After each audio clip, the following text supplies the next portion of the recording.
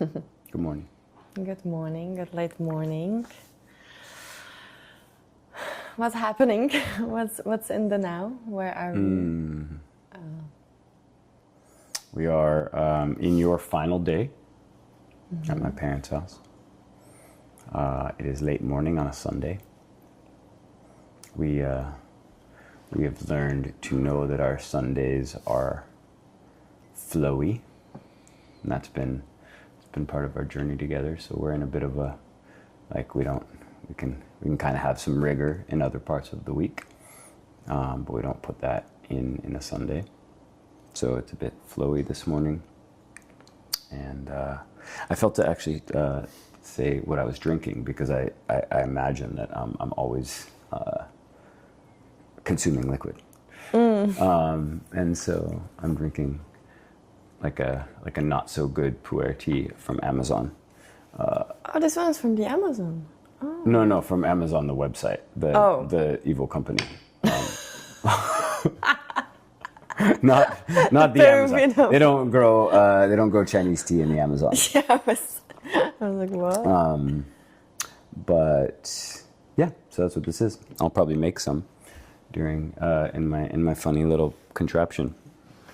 So I felt to say that's what I'm doing. I have maybe it's a good lead in to truth, because I've realized for some time that I certainly work with the hungry ghost in my life. There's a consumption desire, and there's a recognition that I'm working with that a lot, and maybe as I age and get older and more able to hold my center, I won't need to consume as much. But tea, and to some degree some other things, but tea is one of these things that I just allow myself to consume in great quantities, because it satiates something in me, and then it doesn't wake up that. So it's like kind of feeding the beast. I just kind of realize that's something that I work with, and if I can feed the beast tea, it's generally happy. So that's why you see me drinking so much tea. Well, thank you for your vulnerability and revealing a truth. Beautiful. I think I would like to just say, yeah, it feels like yesterday we went for a walk, and we feel like we're kind of at the end of a big journey, because I'm going back to Thailand, where we met and where we begin our journey in February. I mean, you came to Thailand last year on a New Year's Eve, but we left Thailand the end of February, and since then we've been traveling through many continents. And my friend in April made a joke when I was complaining about being tired of traveling, and she said, well, girl, you plan a tour around the world in 8 months. Are you aware of that? And then I looked at her and I was like, oh my God, it's true. It's literally traveling around the world, because we've been like in all the continents, and not all the continents, but the major continents, and it's like a real tour around the world. So I'm feeling that. I'm flying tonight. Let's not forget that Australia and Africa and Antarctica are major continents. Yes. Just shout out to those A's. Yeah, those that I haven't seen yet, but yes, absolutely. Yeah. So next time maybe we can add these continents and then really claim the tour around the world.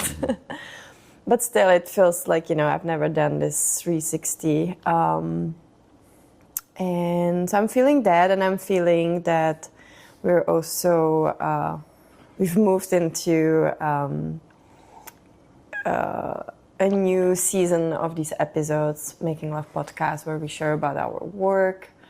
And I feel really, really good. And I'm curious what's going to come after that. So as you introduce us a little bit about truth, and in the last episode we talked about will, and we were talking about these pillars and about the cyclical movement, and about basically all these are themes that we explore in our embodied leadership program.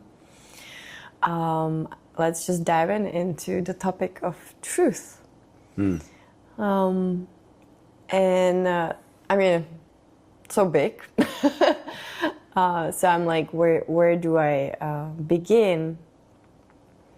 May I? Yeah. Yeah. Yeah, sure. Do you have an idea? I do, just because you just mentioned this around the world tour that you were in the middle of and stressed out, and that there's a way where, as we had started that, you went to the Netherlands to see Nicole at a stressful point. We'd been in Czech, we'd been in your homeland, and the world had felt small. Like, I would say that there's a way where it had been so heavy, and we'd been doing so much, and we were really, and it wasn't close to the end yet. We could feel that. It was like, oh God. And you went to see your friend, your sister, a priestess, like an incredible human who loves you very much. And she essentially gave you a truth. And what that truth did is it expanded you into the reality of what you were in. And that allowed you to rest. And it didn't make it different or easier to navigate what you had to navigate. But truth in that moment, it was just a moment, it was a gift. Nicole gave you something where it's like, hey, you're in a thing, you're in a cycle, and it's difficult and hard. And so, like, get here for it. And then you could have been like, no, or like you could have been like, I'm the best or whatever, but you didn't. You chose to be like, whoa, right. There's a lot of travel that it's not done. And of course I feel like I feel. And now let me arrive to it in a better way as best I can, even though it'll still be messy. So to me, that's a good introduction of what the concept of a real truth can do. It doesn't expand our story, but it just might kind of pop the bubble of our limited individual narrative that we're telling ourselves, where we're so sad and life is so bad to us. And essentially, it pops the bubble on the victim narrative. And then we're like, right, like, this is all happening for me, and it's not easy. Yeah, that's great. And that brings me actually into, so it's basically the help of the truth. And then there's like two things which comes to me when I hear you. One is... Do you want the truth pick? The truth pick. Let's put it there whenever it's needed. So that brings me. So yesterday we kind of touched this theme, but so it brings me there with this truth pick, or around dinner with the truth pick. We got this truth pick at dinner last night at a mediocre sushi meal, but with good oysters. Yes, and I think it's for cocktails and not picking the tooth, Yeah. but that's what they gave me to pick my tooth. Brings me to I think there's something about humility when you receive a truth. So there's like a state of humility, which at that moment, when you hear truth, I feel like you almost have a choice to either hear it, and that requires some kind of humility, or you can resist the truth and you can fight it back. But I don't really want to go right into that. It's more also brings me into how much we need, because you said it's my sister, somebody who knows me to a certain degree. And then she kind of reflects my journey in a way that I need it to. And so that brings me into this mirror. We spoke about like how we serve to each other as mirrors. And I feel maybe we can explore a little bit that, because we also explore what does it mean to be true mirror? And in a way, I feel like true mirror is operating with truth. Yeah. We have some friends coming in into, hello guys. Yeah.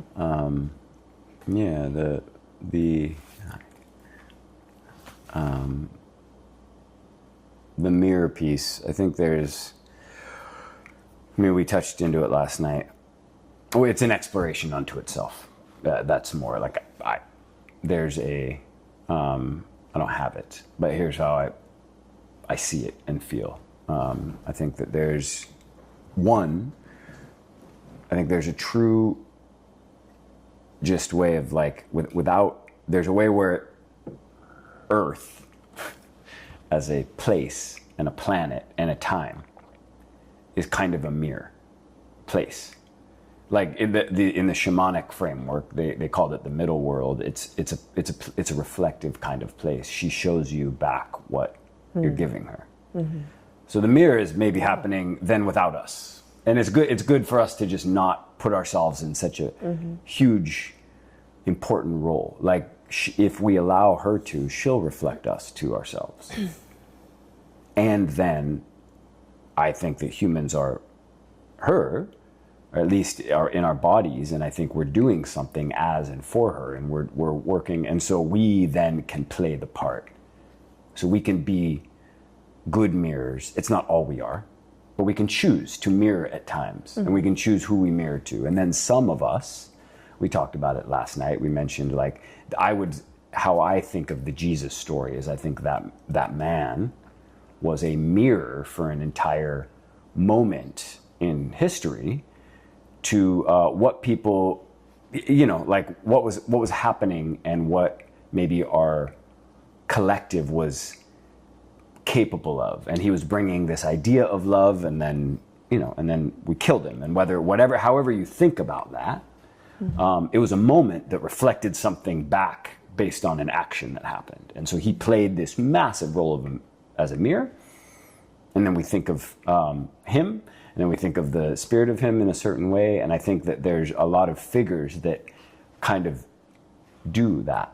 For instance, and I see Donald Trump very much as a mirror for some part of the American consciousness in this moment right now. It's kind of hard for me to miss. That doesn't take anything away from the good or the bad that the man does, but he's mirroring something. So that's how I think about a mirror. And then I would just say, then there's something really beautiful and intimate to me about being someone's mirror that you love. And it's not an easy thing to do, actually. It's really hard to be a clear mirror, because often it requires speaking a truth that doesn't want to be heard, or that pops a bubble, or that breaks a story. And most of us aren't good at hearing truths or delivering them. And so we're not so good at both looking in the reflection or being the reflection. So maybe I'll leave it there. I think that also now, so I'm as I'm listening to you, when you spoke about this mirror, what I hear is it's a reflection of something that, and I think because, I feel like truth is so vast and we could speak about so many things when it comes to truth. But I think what we are kind of exploring a lot in this third pillar is the truth that we hide from ourselves. The truth that we are allowing to sort of be in the shadow, in the obscure, like we are. And so I think this mirror at times also is acting, and as you said it to me, it was like a specific mirror that is revealing. And I imagine that, because mirror can also mirror the beauty, like it can also mirror the beautiful truth. And then it's probably like up to us to be like, is true actually good or bad? Like who says? Can I say a piece there, or are you? I'm not finished. Okay, great. Who says it's good or bad? But so there's something about the truth that we don't want to see, and we recognize that within ourselves. If there is a mirroring of truth, and usually it's a truth that we label as something bad to us. And also that brings me into then Can you like make an I statement, not just a. Or sorry, go ahead. Sorry to interrupt. Interesting. Yeah, that's good. That's good. It's a part of it. Brings me into seeing. I lost it. Sorry. I really lost it. Okay, maybe I can pitch it back to you. Because I think it's just an important piece, and I interrupted. I just want to acknowledge that, like I cut your thought on accident. But the truth is that I interrupt you often, and that I'm not so good at listening when I think. That was a great example of me not being so good at listening. We're both with that often. that's an uncomfortable truth for me that I'm faced with often. And sometimes you tell me, and sometimes I just see it, and like I get it back, and I'm like, oof. And so there is an element of truth that I think needs to be uncomfortable, but I also just want to bring in the recognition that that's like the beginning of truth.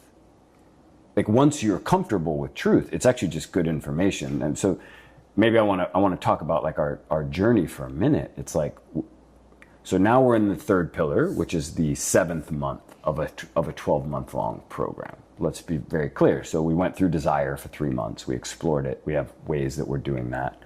Then we did some stuff in will. And now we're in the truth of the moment. If our desire was pure and our movement was connected to that desire, what truth is going to show us is beauty. And we're just it's going to show us beauty. Beauty. It's like, it's just going to, like everything that we get here feels amazing. It doesn't have to be difficult. So it's only the getting tuned to truth, and when those desire and our will isn't connected, and those aren't, that the truth is difficult. And we all have that work to do. I certainly do. I interrupt and I'm not so good at listening. So like that is something that I'm getting better at, but I imagine I'm not proficient and mastered at listening to you.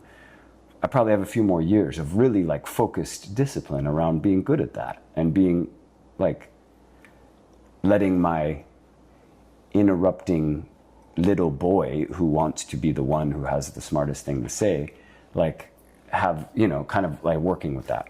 So I guess I just want to bring in that truth doesn't have to be hard. Actually, what truth is, it's just clarifying. It's a North Star, and it can feel incredible. And that feels really important to bring in about it. Like it's just because we don't know how to work with truth doesn't mean that it's bad or that it's always going to be that way. It's just that we haven't learned how to be with what's actually true and see ourselves and see our actions connected to what they're really serving and what they're really doing. Yeah, I absolutely agree. Truth is liberating. Truth is freedom. Yeah. So I think I was just exploring and I would get into that truth is subjective, that truth is something that there's objective and subjective truth. Ultimately, truth to me is freedom. In my culture, we value truth. It's like in all our symbols, it's people be true, people speak true. So for me, truth is freedom, and you can manipulate with truth, and you can cause, can cause harm with truth. I also want to say truth is subjective, and it is depending on me. How do I operate with truth? So that brings me into what I was saying before. There is a moment when a truth is revealed to me. I probably know it's true. Only I know it's true. Because I feel it, how it affects me. And in that moment, I have a choice. How do I operate with the truth? Whether, if it's showing me something that I'm being untruth within myself, therefore I'm not. And I think often it's not about lying, it's about I'm hiding something away. I'm putting something out of the light. So I think this reflective part also, it's like, it's a light. It's like you shine a light onto something. Can I understand that? Can I ask you a question? So you're seeing the truth, and then can you say a little bit more about what's being hidden away, or the light? Like what?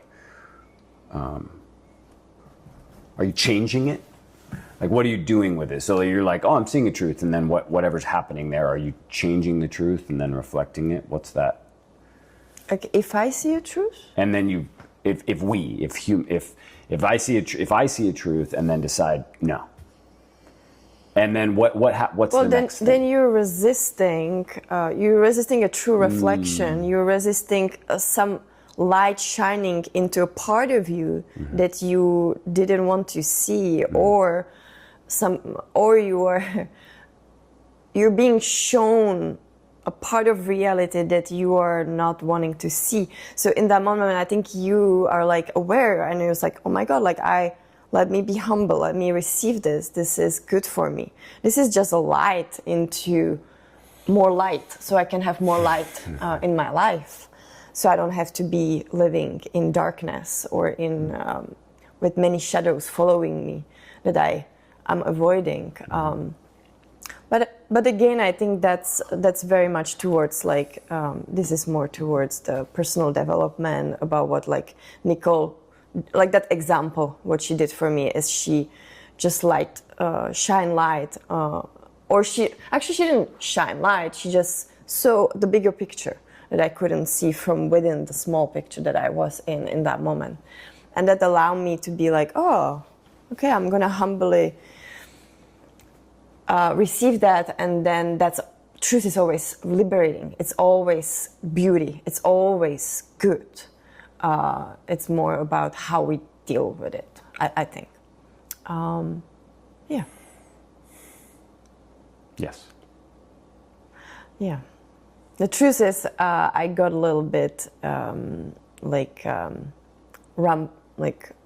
enroll in it a little bit, and then this interruption kind of, I was like, whoa. It's good. So this is a moment. Can we model? Like, so that's a moment. You're just saying that it's true. We both felt an energy come in. That's like, yeah, great. Yeah. Do you want to talk about that at all? I think it's I wonder. No, I don't think so. I don't want to like take us too much away from the topic. So Great. maybe do you want to share a little bit more about how we work with the truth, or like more like you mentioned this movement and how we come to this moment of truth. I would love. And what's happening there after the desire and the will. And now the truth is there. What's happening in this moment, in this pillar? Yeah, I mean, so I think there's, first in the unfolding of truth, what we have in this journey, these 3 steps, are we begin with seeing what is, essentially, seeing what's actually happening, and what part we're playing, and loving it. So it's and I think it really at any point in life we have the ability to see ourselves, and oftentimes when we haven't made good friends with truth, and we've maybe, so I would say it's like I would go back and I would just say at that point that you're talking about where we're given a truth, I would agree, and then I know whether it's true, and then it's light. It's like I think I want to take a moment to just talk about what happens if you don't turn on that light. So if you're like, no, I don't want that, it's that we are in some more darkness. And this is what most wisdom traditions, that moment is what is that moment is meeting the devil at the crossroads. That's the Luciferian moment. And all of us have sold our soul a little bit at points, or other people have sold it for us, or there's these moments where we just lose little pieces of ourselves. It's there. So we're given a truth. We can't take it, or we can't live it, or we can't follow it. So I think that's just a good moment. So it is freedom, but freedom is difficult. And and so then going back to our journey, the first thing is seeing the truth then. So we've just come through in our leadership program and in this flow of the year, 6 moon cycles where we explored desire, grabbed desire, we moved. And now the first step of truth is to spend some time just seeing what is, but it's compassion, because it's actually, if you do this really well, it feels so good because you don't take yourself so seriously. So you have to kind of let go of whatever egoic framework. You still get to do whatever you want, but you just get to kind of see yourself in the play of life. And that's an important step. If you don't do that, then you haven't touched truth. once you see yourself, now the work gets, there's actual like movement work, and that's the shadow work. That's like the Jungian place as we have it. So then we work with it in accountability. It's taking accountability in self first. It, like, everything happens inside. There's nothing that has to be done in the outer reality. Actually, it can all be done, but then you end up making things right, apologizing, quitting jobs, becoming a better parent, recognizing that your business isn't on mission. There's all these things that can happen in the shadow, and that could take a long time. There's a bunch of work to do there, and it's going in to the journey. And so that's its own whole thing in truth. So there's a lot of movement to do in truth, but kind of like desire, from an energetic standpoint, it's autumn. It's all like, it's tending what happened. And so it's a lot of interrelational work.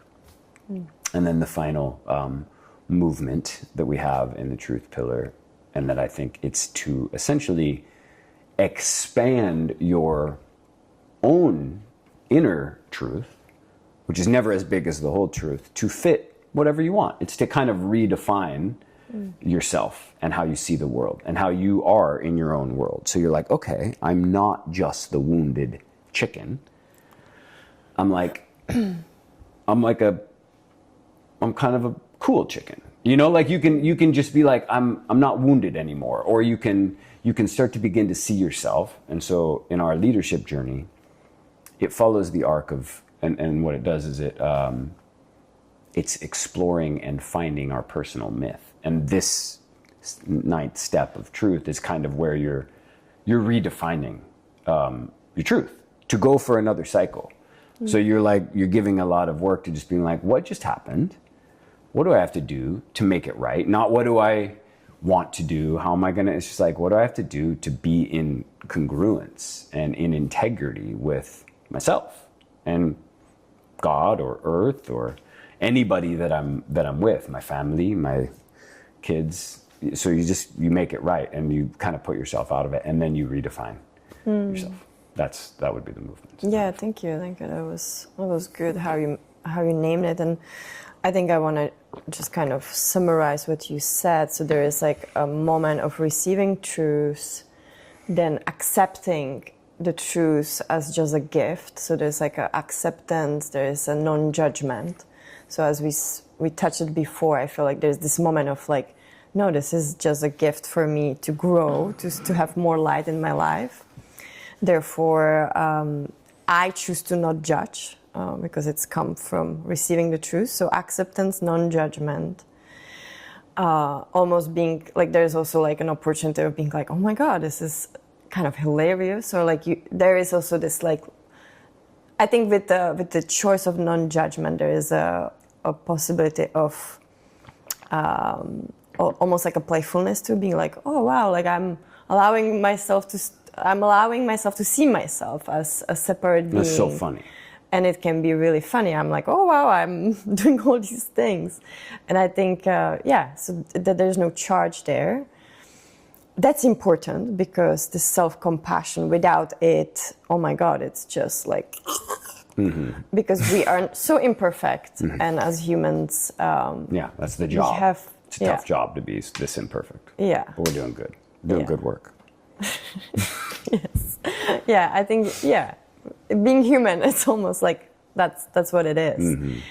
Being so imperfect. And then there comes this moment of like, okay, now I'm like seeing myself, let me do something with it, let me be befriending my shadows and kind of cleaning, like being like, okay, out of what is my integrity? Where is my integrity, and how can I take accountability for this and that? Because nobody else will take accountability.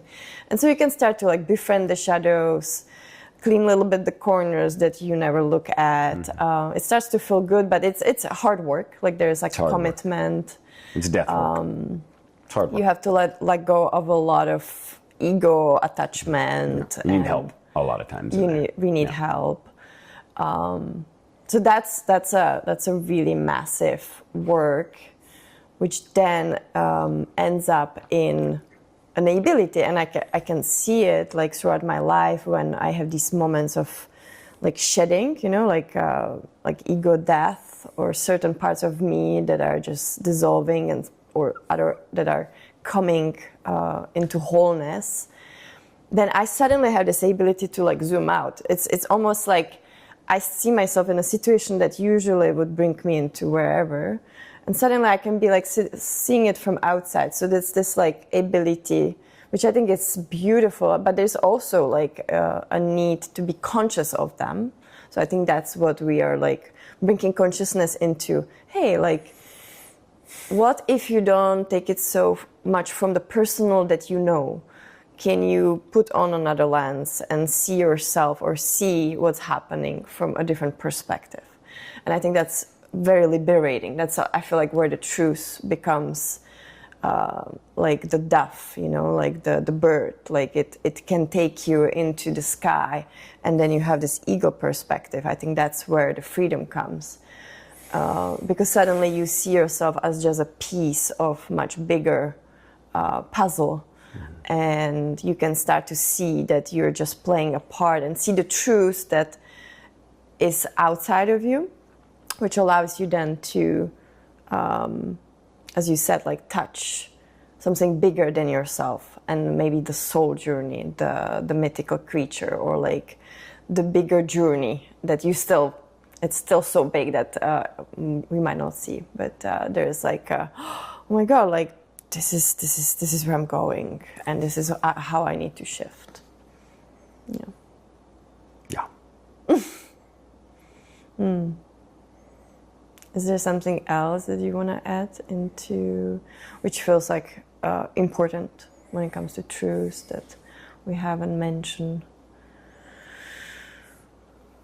Well, I think, yeah, maybe one, it's not, I think we could say so much, so I'm not going to try and do a whole treatise on truth.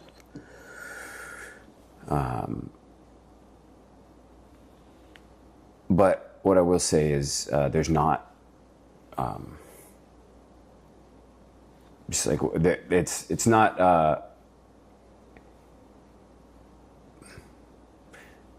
we have a war on truth, and maybe have had through the colonial story for the most part. So like, it's not, there's a reason for that. Because you can wage war on truth because there's not an ultimate truth.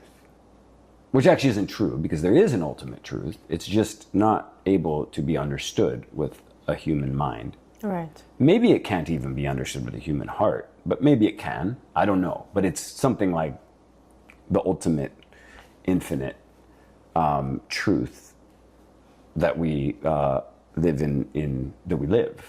And so some people call that God. Some people call that infinity. Some people call that a black hole. Then there's probably a black hole behind a black hole. Some people call it, the essence of everything. But you can't define it. And so then when we're arguing about what's true, there's nobody can win, actually, because it's all true at some level. You know, at some level, if you go far enough down into a video game, and then the video game in the video game, everything is true. Everything that anybody says, every conspiracy theory, there's threads. And so as we do have an ability to create truth. So we're in an interesting, reality expanding moment, also a dangerous moment. I think that we can all feel that as a species, because there is also more true things than other things. So I think that that's more of the argument. It's like, which thing is more true? Is it that we love each other, or we fight with each other? You know, like, and it's that we love each other. We know that. So that's what gets to hold our relationship. Doesn't change the fact that we fight with each other. You know, like there's these layers that hold each other. So I think I just wanted to kind of touch that with truth. Truth is a layered thing. And it's important to recognize then that we can choose which truths we listen to. And actually we cultivate through this process the ability to listen to more true truths, to touch more and to understand what it is. Like you might say that our truth, or what's coming through Nicole's mouth as a truth, is connected to what you're serving in the world, what you're working towards making. And so the one that we're giving ourselves to is kind of the one that's sending the reflection back. It's what we see. So the truth that we see then is connected to what we care about and our values and how we're moving. We don't see the truths that we don't that aren't connected to what we just don't see them. So you and I can be seeing the same thing, and you can see a completely different unfolding of reality than me based on what you care about. So that's just a very interesting. So truth is it's a huge thing to explore. It's not ultimate. It's completely subjective, yet from an embodied, and that's why the embodiment standpoint, from an embodied standpoint, you and I can just sit and we can argue all day, and then we can, if we're both go into our hearts, there's just one thing that's true in the moment. We're like, yeah, this is what's true. And so it's the mind does a lot of working and playing and manipulating truth. And not that the heart has it, but the heart doesn't fuck around so much. And the intuition knows when something's dangerous or when something's safe. And it's just like, get out of here. And if you know how to follow that, you leave. And it's just like, that was true. That was a dangerous situation. So the body has, in my opinion, is a much more, it's not perfect, but it's more trustworthy. I trust it for truth. I don't trust, I might trust your body. I don't trust your mind. And I don't trust my mind to give me truth. I trust earth, and I trust my body. And those are something that I'm cultivating an ability to listen to. They are super imperfect. So I'd say that. Yeah. No, that's beautiful. As we spoke in the desire, and we really touched, or before, I can't remember, we touched on the embodiment and the body. And I told you the reason that I'm so drawn to work with the body is because body doesn't lie. And I think in its purest form, body doesn't lie because it's earth and it's connected to the cycles, and it can be affected by our emotional body, by the pain body. Then it starts to have a signaling that might not be aligned. But ultimately, I feel like it's much easier to look at it and be like, let me see. Oh yeah, this is what I'm feeling. That's true. And that's beautiful, and I think it's so true. I think that's where I'm pointing to. The body doesn't lie.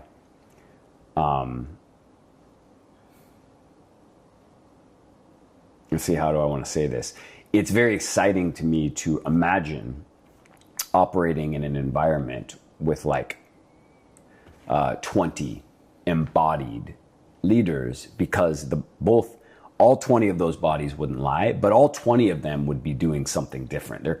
So we're also not all connected to the same truth. We're all trying to do different things. But if we're embodied and we're clear in the things that we're trying to do, we can start to do a lot of interesting things together, because so my body and your body aren't connected to the same truth. It's slightly different. And that, to me, is the beauty available with emergent reality and emergent systems.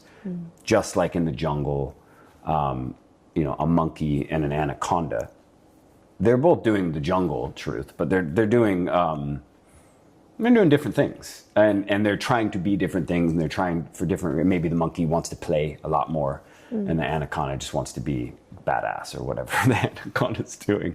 I can't touch into snake consciousness quite as much, but the anaconda's being pretty bad. The anaconda's like, nah, I'm just going to be me and scare everybody all the time. But then they're also just doing the jungle. And so we are all connected to the same truth, but what makes, to me, life interesting and evolution possible and new things and really new solutions possible is that when we're embodied, we're connected to, Yeah, no, I like that. And I think that brings me into the beginning, and we can close it here, which is I'm feeling that in order for us to touch truth, because we all have our subjective truth, we all are an emanation of we're all the same, but different emanation of it. maybe It's great. that's a very blank state, but what I'm trying to say is, in order for me to be in integrity, to touch truth, I need others. Yes. Like I need to be put in a reflect. Like I Yes. actually need these mirrors, this middle world. I need this reflection because from within, it is so easy to get lost in my personal truth. And if I'm not being challenged, then yes, I can live in the middle of a forest and will probably live pretty peaceful life, but probably won't my evolution, or I won't grow as much as I would if I put myself in the jungle, in the relationship with other beings and humans and things. And I love that. Yeah. I think the one thing I want to add to that, it's that piece of like, it's not just challenge. Like the monkey and the anaconda are not seeing their relationship as challenge. And so I think as where we are right now, from this far down in colonization, we think of truth as challenging. Right. It's not. Like we just have to learn how to work with it. And then it's just what tells us the next awesome thing, like which door to open. Yeah. And it's like, yay, and it's a party. And now granted, what we talked about with Will, that can be cold water, that's like different, but it's not, and I think that's an important piece. It's not, it's only scary because we don't know how to, because we're not truthful. We don't live in a truthful world. Our systems aren't truthful. yes. Once we live in the jungle, we're just trying to get in there. Once we embody as the monkey and the anaconda, but there's food, there's different things, but mostly they're serving the same thing, and it's not a scary thing. And that is important for me to bring. Yes, no, I hear that. And I do feel like... Can I say one last thing before you go? It's like, to me, this is what Nietzsche's talking about when he says God is dead, like we killed God. Also, all words are lies. Like Nietzsche is very, and there's this is what we've annihilated, and it's not, we killed the idea that truth is something beautiful, that it feels good, that it nourishes us, that it's what we're here for. We are avoiding it because it scares us. And that's what he's speaking to when he says we killed God. We killed it by being like, oh God, I don't want it. Let me just spend some more time pretending, because it's so hard to be in truth. And it's really like, if we just go into it and you go into it more and more, it just pulls you further in. I feel like we chose not to be truth. I feel like we as a, now I don't know how big the we is. I don't want to put everybody into the we, but A species, though, it's safe. A culture, or there is Western culture. A Western culture. We, like it's so common nowadays to be like, I don't go into internet so much anymore, or because I don't know what's true. It's like we lost the touch with truth. Yeah. We literally choose to not value truth. So it's not almost like it's like a scary thing. It's more like we completely we rely in the media. We lie to each other. Like it became normalized. It almost became like the lies and the pretending become what's more normal than saying truth. And that was happening in the part of the world that you grew up in well before you were ever born. So like Europe, that's the gift of the Western world to all of us. But it's not Europe's fault, because when Jesus walks into the place where all the money counters are, and the only time Jesus gets mad in the whole Bible is it's about money. So that we're basically manipulating truth to enrich ourselves and get powerful. For most of the known mythical story that we live in, which is no more than 5,000 years old, and that is not even close to as old as the human species is, right? So we're in a small moment as a species of, yes, waging war on truth. Again, but that's like, it's a small moment. Even if it's 5,000 years, it's a small moment. But right now, in this moment, in 2025, we can see it. And it's like, oh my God, we've destroyed truth. And so Nobody can hold on to anything. So then what we're doing in this leadership program is just connecting. It's simple. We can connect to truth together. Yeah, it can be simple when we come out of the mind, and as you said, like when we connect to the body, to the heart, together, to togetherness, to the connections, but also to everything that is outside of us. And yes, there is definitely an extreme, suddenly beauty and possibilities. Otherwise, we're not growing. We're basically just like, kind of like we set, and we become like a fossils. Like we're entropying onto ourselves, because without truth and without this beauty of light shining, the flower can't fully like take its full form. So yes, truth is beautiful, difficult, but beautiful. It doesn't have to be difficult. It doesn't have to be yet. difficult. I think humans, there's something I feel like, maybe right. Can we just right now? Right in this now. moment. So it's very, and that's why at the very beginning of the distortion, I said the I statement. When we say truth is difficult, we're kind of playing into the fucked up spell that we're in. It's not. It's just that we're in a moment and we have to do something. We have some work to do to connect to truth. It's not difficult. It's just beautiful. And we can remember that. We can remember both. That's the truth. That's the truth. It is. It's just the truth. We're in a moment where we have to connect to truth, where we're being asked to embody and connect to innate truth, what guides us more than AI or the media or our leaders or our borders. We're being like, oh, let's gather together and connect to what's true. It's simple, and it takes a few years, which isn't that hard. You know, we've got a couple years. It takes a little bit of money. It takes some time. We'll have to be fed. We'll have to build some houses.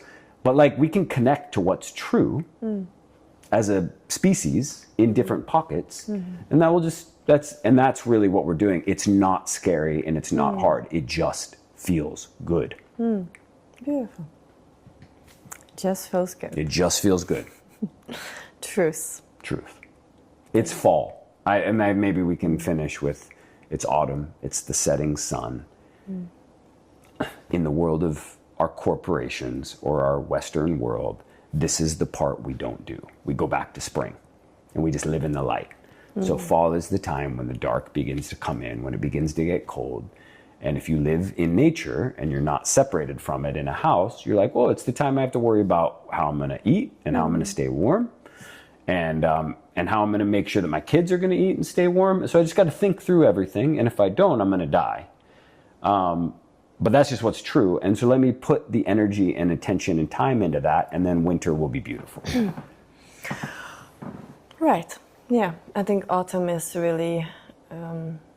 why we sing autumn, just to bring us into context, is because the cyclical and the pillars are built from spring to summer to autumn. That's why we speak about truth and autumn. But yes, it's this moment of like not rest, but like allowing the shadows to start to pop up and be with them, and be a little bit less in the outside, but more in like the integrity, and that's beautiful. Lighting the candle and being with what is, seeing what we just gathered from the fields, and yeah, beautiful. Thank you. Thank you.